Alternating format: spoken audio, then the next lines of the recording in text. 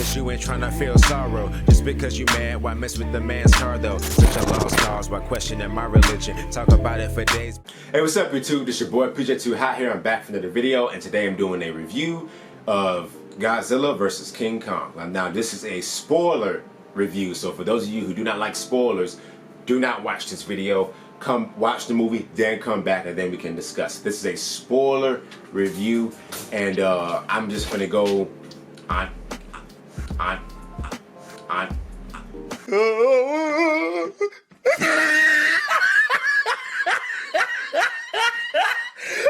I'm not going to drag it out too long to where basically I'm just telling you the whole plot of the movie. I'm just going to just tell you what I liked about the movie, the parts I liked about the movie, the overall plot, and what I didn't like. Alright, so you know, the movie starts out with Godzilla wreaking havoc across the world, or at least he's just, it's my dog. He's just attacking random spots, and people are trying to figure out, like, okay, why is Godzilla, what happened? He was like once our savior, now the world is like, okay, he's no longer our savior anymore. People are starting to turn against him and thinking like, okay, we gotta take this guy out because he's destroying everything. Kong is on a facility in Skull Island to protect him, because they don't want Godzilla to find Kong and I guess try to kill Kong, you know what I mean? So that's basically what it is. And Millie Bobby Brown, who was in the Godzilla King of the Monsters, and she was in like obviously most people know her from Stranger Things as Eleven, and we have Rebecca Hall, whose daughter is, well, her character's daughter in this movie is deaf, and she can communicate with Kong. She teaches Kong sign language and all that, so she can communicate with him. And the whole story, you know, obviously is Godzilla versus King Kong, which there is a definitive winner of this fight. I found the movie overall, it's very entertaining, especially with the monster scenes. But like all of the movies in this monsterverse, is the human characters are always the weakest. We don't really care about them. All we care about as fans is the monsters fighting. And if that's all that you care about, you're going to like this movie. If you want some deep storytelling, deep thoughtful storytelling, like Lord of the Rings or stuff like that, you're not gonna like this movie. You know what I mean? You're not gonna like it. If you want that deep character development and all that, you're not going to like this movie. Alright, personally, Millie Bobby Brown, her character has the weakest story arc in this movie. Alright, like she does. I found it so boring, you know what I mean? Because it was just like, it's like her whole purpose was for us to see, was to make it to this location and see this. This is a spoiler review, but I want to wait till I get to that point, right? But for those of you who've already watched the movie, then you guys already know this, so I'm just gonna go ahead and just say it. Boy, if you don't... Her purpose was basically just to go into Apex, investigate what's going on, to reveal Mechagodzilla. And then after that, that was it. You know what I mean? It was literally nothing else really than that. Kong's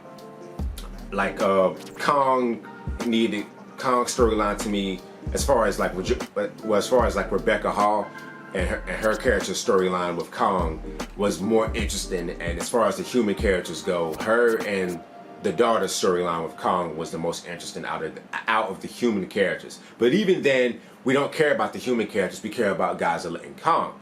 You know what I mean? So basically, Kong's whole journey is the people need to get to Hollow Earth. You know what I mean? And they basically use Kong as their guide to Hollow Earth, because a first attempt to get there caused one of the scientists' brother to die. So using a Titan to get there basically increases their chances.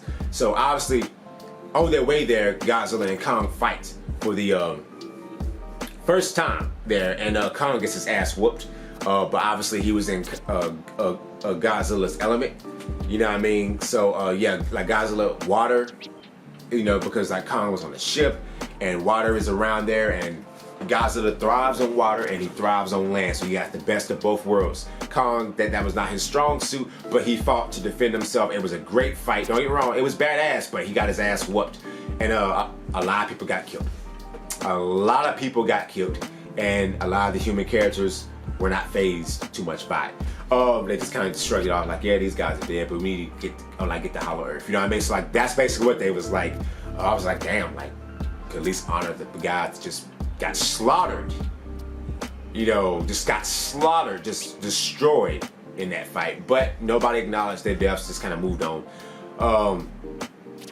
So basically, you know, obviously, like after the fight, Kong is just like passed out. He's just laying on that ship, just kind of like, Hey, young man, you got knocked the fuck out. they basically have to airlift him to Antarctica, which is where the entrance to Hollow Earth is at. Because if they turn the ships back on, Godzilla will come back. Because they had to turn the ships off to make it sound like they lost, so that way Godzilla would leave. But only if they turn them back on, Godzilla would come back. So, you know, they had to airlift him, which they didn't explain. Like, if Godzilla could still hear the aircrafts coming back to that location, wouldn't he be able to go back and, you know, la la la. But it is what it is. That's probably just me overthinking. Also, boy, how they get Kong on that net?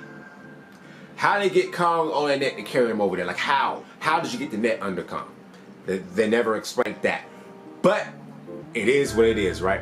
They take him to Antarctica to this base there, and they sit him down there, and then the girl that can speak sign language is like talks to Kong, trying to convince him, saying, hey, there's the entrance, there's your home, and that your people could be down there, like your kind could also be down there, which motivates Kong to go, and people follow in these high-tech ships, flying ships, which another little prop, like, if you watch Godzilla 2014, the technology in that movie is modern technology. If you watch Godzilla King of the Monsters, the technology in that is modern. I didn't include Kong Skull Island because that took place in the past, so we already knew how the technology was at that time period, you know what I mean? But King of the Monsters, which this is a sequel to, you know, modern technology. So where do these flying electric ships come from? Like where did technology somehow get this giant leap in this universe? Doesn't make any sense, right? How? Like, where did all this high-tech sci-fi technology come from in this world? You know, especially since King of the Monsters, technology was like exactly how it is today. So that's just a little nitpick for me. But I was just thinking about that, like, yo, where did they get all this technology from? Like, where did this come from? You know what I mean? But it is what it is. But yeah, they get to Hollow Earth, and it's basically like Journey to the Center of the Earth. You know what I mean? If you like the Journey to the Center of the Earth movie, which I did, then that's a pretty good example about what this is. And it's very cool. It's a lot of monsters, or like a lot of titans, like on Skull Island. There's a lot of monsters on there that exist in Hollow Earth. And it is really cool. It's like very cool. And the missed opportunity is that Godzilla and Kong did not fight on Hollow Earth. That would have been so cool to see them fight there. But it is what it is. You know, I felt like that was a missed opportunity, especially since you can jump from the ceiling. Like it's like gravity is like there's gravity that goes both ways. One that goes up towards the top surface of Hollow Earth, and then the bottom surface. So it's like two worlds. Like you can look up and see another world, and look down at, well, like, and obviously see like the world that you're standing on. So like, okay, like I'm at the bottom of Hollow Earth, and the top of Hollow Earth is like a whole new atmosphere on its own, and it has its own gravitational pull and creatures that are up there. And you can literally just jump to one of the two. Once you get past that point, you automatically go to the next part. Like it's so cool. And I would love to see a fight between Godzilla with them guys like jumping back and forth. Like I feel like that to me was just a missed opportunity. And to me it was just, Hollow Earth was cool. You're not there for an extremely long time, you know, because obviously the whole purpose of Kong going there was for him to get his axe to fight Godzilla. And there, like, you learned that Kong's species is very intelligent because they created their own, basically castle, their own temple. They have a throne there, their own weapons, and they have been in an ancient war against Godzillas. A race of Godzillas and Kongs have been fighting for years, for thousands of years, for centuries. You know what I mean? And so it reveals that, and basically right after Kong gets his axe it's time, you know, like Godzilla comes back again. He's in Tokyo. I mean, not Tokyo, like Hong Kong. And Millie Bobby Brown, and her friend, and the black guy who was a conspiracy theorist, who helps them get into Apex and helps them out, you know, and shows, like helps them out and gives them like info about what's going on in Apex. So when they go there and discover the Mecha Godzilla, they get caught by the guy that's over Apex, who was the same guy who gave the scientists the mission again to go back to Hollow Earth, because I think they needed a sample from Hollow Earth that can help them power up Mecha Godzilla. You know what I mean? They get captured by him, and Godzilla's out there wreaking havoc, and like obviously Mecha Godzilla is basically like basically this one guy goes into a trance, and that's how he controls a Mecha Godzilla from inside the skull of King Ghidorah. You know what I mean? Or Ghidorah. I never could pronounce that. I used to botch the name when I was little. But basically in the skull, he's in a trance and he can control it. But they're still doing tests, and honestly, like the pilot of Mecha Godzilla, but he's basically like, I don't think it's ready yet. We still need a couple more tests before we really try to use this. You know what I mean? Because they make Mecha Godzilla as a mankind's way of fighting the Titans. That we don't need Godzilla. We can do this ourselves. We are the apex predators, pretty much. You know, he's just a typical businessman bad guy. It's always like in all movies, we always got that typical bad guy in all movies, and that is this guy. You know what I mean? He's basically just that. He's just your typical businessman that walks around with a suitcase, thinks he's better than everybody, blah, blah, blah. The same old typical, stereotypical villain. But, you know, he has this little conversation, but before I move on to that, let's go back again. The battery's getting ready to go get, but let's go back again to, alright, so basically like after Kong finds his axe and everything like that, Godzilla senses it because of the energy and the radiation, I guess, it's coming from it. Like Godzilla like senses it and fires his atomic breath down to Hollow Earth, and it literally goes all the way to the ground through Hollow Earth and continues to go down under Hollow Earth. You know what I mean? So it's like, damn. You know what I mean? But from there, you know, Godzilla, from there creates the entrance to go back up to the surface, and how everybody gets out of Hollow Earth. You know what I mean? So, cause like this scientist group, like decides to turn on them, saying, "My father gets what he wants." Like the girl, they take that, they try to pull the guns out on the family, on the crew. With Kong right there, I'm like, yo, you know that when Kong sees you getting ready to attack them, he's finna get angry and stump you guys. And then you guys will go like, yes, now let's get out of here. I don't even know how y'all would have even known how to get out of there. Would y'all really have known? Y'all would have been stuck down there. You know what I mean? It didn't need to happen that route. And then y'all got killed because you decided to shoot Kong in his back when you probably could have just went right by him and went right down, and he might have well let you go. But because of you shooting, he grabbed you.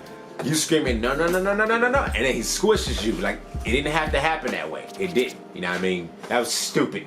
I know, but movies do stupid things and all that to make you laugh, I guess. But man, they do that. So besides that, you know, Kong and Godzilla, they roar at each other from the hole that Godzilla created, and Kong climbs up, and then the battle begins, all right?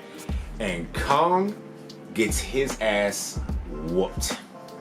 All right, he somewhat wins round 2 for what they say, but he was running around the whole time. I'm like, yo, Kong running. I'm like, I'm Team Godzilla over here.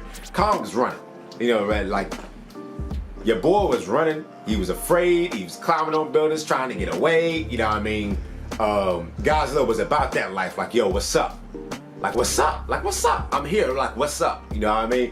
Kong was running. He had his axe, and though like Kong got some hits. He did put up a fight. I ain't saying he was running around the whole time. Yeah, like he did put up a little fight.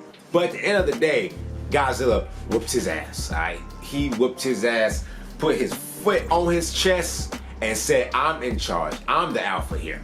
You know what I mean? Like, submit. And once Kong submitted, Godzilla walked away. It was a badass fight. It was great, but I couldn't help but feel bothered at the same time. Like, yo, they are stepping on all these people and just killing people. Like, so many people are dying right now, and nobody seems to even be thinking about that at all throughout the whole movie. It's just Hong Kong gets destroyed. It's done. You know what I mean? Like, it's literally just destroyed. And basically, while they're fighting after that and Godzilla wins, he's walking away, that's when Mecha Godzilla loses control. Obviously, when the standard traditional bad guy suitcase villain is having this little evil speech like they always do, only for Mecha Godzilla, the whole override and the basically the weapon gets a mind of its own. So like I guess like the AI just creates a mind of its own. It thinks for itself instead of having a pilot control it. The pilot who had the helmet on to control Mechagodzilla gets vaporized and he's dead. You know what I mean? He gets like fried. His brain gets fried. And then the business guy gets killed. You know what I mean? Obviously, we knew that was going to come in because his daughter got killed. You know what I mean? So we knew that was coming. And then Mechagodzilla breaks out and starts to fight. And he is dragging Godzilla. He's whooping Godzilla ass. Like, he's just dragging that man. Like, he is beating the shit out of him. Which he does in the original movies, too. Boy, in the original movies, like, you know, like, it's the same thing. Man, he's, like, beating Godzilla. He's dragging this man. He's dragging him by his head, just throwing this man into building, into building, into building. I'm just like, yo, like, bruh.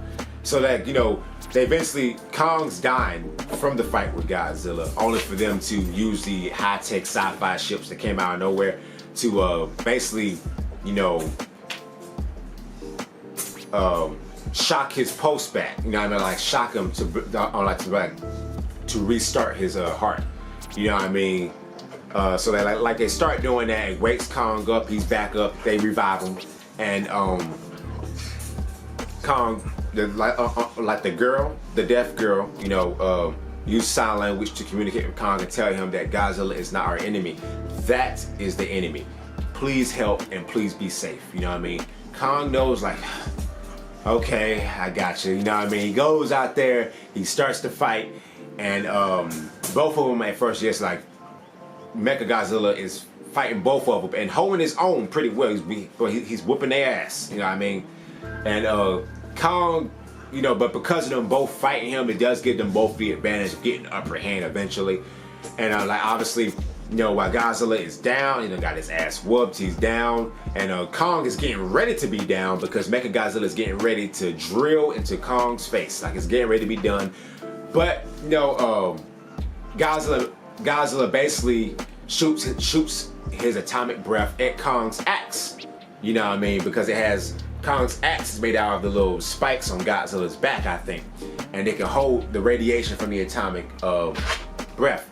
And Kong, it basically charges that axe up, and Kong uses that axe to basically slash. Like, the axe basically becomes a lightsaber, and it just cuts through Mechagodzilla, just slashes him and destroys him. You know what I mean? And then basically after that, you know, Godzilla gets up, him and Kong have a stare down, and they basically acknowledge each other and have a mutual respect for one another, and they go their separate ways. Hong Kong is completely destroyed. Millions of people are probably under Kong's foot and under Godzilla's foot. You know what I mean? People are dead, and nobody seems to fully be fazed by that. They just kind of walk it off like, well, they stop Mechagodzilla. You know what I mean? No consequences for destroying the city and killing billions of people. But, you know, logic isn't really, it's my dog again. Logic isn't really with this movie. It's for fun. And go into this movie just to have fun, and you're going to have a great time. It's a great movie. It's definitely worth a watch. I'm probably going to watch it again, too. It's just fun to watch, man. The fight scenes are definitely worth the wait. So if you guys are looking for some fun monster action with just monsters fighting each other and pure destruction, you're going to love this film. Get some popcorn, sit back, and have a good time. But, you know I just went over that, but I just wanted to go discuss the parts of it and what I thought of it. It's a great movie. It's very fun. There's a lot of nitpicks I got over there with it. You know what I mean? As far as the fight scenes were great. The human characters, for the most part, were pretty much boring overall. But yes, Rebecca Hall and her daughter storyline is way more interesting because of the Hollow Earth stuff. But otherwise, nobody cares about the human characters, man. We all come to see monsters fight, and that's what this movie was about. And it's definitely really good. I don't really see the like I don't know where they could go after. I mean, granted, there are other monsters and stuff that Godzilla has fought that we can still see. You know what I mean? So yeah, but Mechagodzilla, King Ghidorah, like they threw a lot up, you know, in these movies. I guess to try to get as much the fan favorite characters in there as they could before, just in case these movies do end after Kong. Well, like Godzilla versus Kong, they basically put as much of Godzilla's I can't read monster log. You know what I mean? Like they put pretty much as much of that in these movies overall. Not this movie, but in the movies overall, from like King of the Monsters and Kong Skull Island. They just try to get as much as they could in these 4 movies. So just in case it does end after Godzilla versus King Kong, we got it, right? But enough of that, though. I'm not going to drag on too much. I pretty much talked about everything I needed to talk about. I like the movie. The movie overall was good. The story isn't amazing, but we didn't come to see King Kong versus Godzilla for story. We came to see them fight, and that's what we got, and it was a great fight. You guys are going to love it. I give this movie an 8 out of 10. You know what I mean? I give it an 8 out of 10. I really enjoyed it. I had a good time with it. Definitely, though, I think you guys will definitely enjoy it. So, yeah, that was a spoiler review for Godzilla vs. King Kong. This is your boy, PJ T.